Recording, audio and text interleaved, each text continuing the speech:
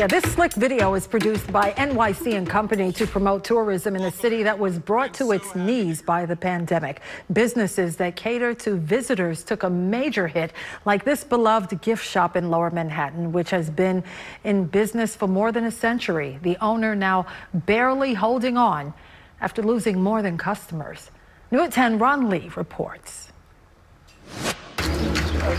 For the first time in more than 3 months, Ernie Rossi returned to his Italian-American gift shop on Grand Street here in the heart of Little Italy. We import these directly from Italy, and they do quite well. Rossi and Company is stacked wall to wall with imports from Italy, from tea towels and bowls to coffee makers and souvenirs. The shop, which also sells Italian-American novelty items, has been part of Rossi's family since 1910, founded by his grandfather. The front doors, however, were locked for several weeks. I can still visualize her sitting there. One of the first things Rossi noticed was the empty chair where Margaret, his wife of 50 years, used to sit.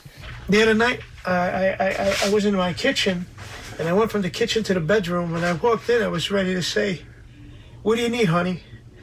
But when I looked, she wasn't there. For Rossi, who is 70, the pandemic has dealt a significant blow to both his business and to his family, which are intertwined. 2 months ago, while Rossi was at a rehab center, the shop's 2 remaining workers, his wife Margaret and their best friend who lived with them, temporarily took a break from the store when they both contracted COVID-19.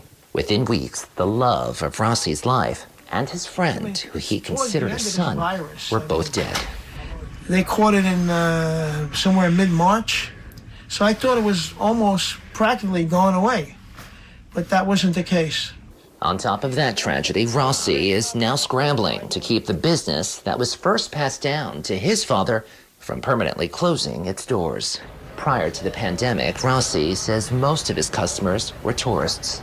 But with tourism down significantly, Rossi recently set up a GoFundMe page in the hopes of covering expenses that include months of back rent and vendor bills.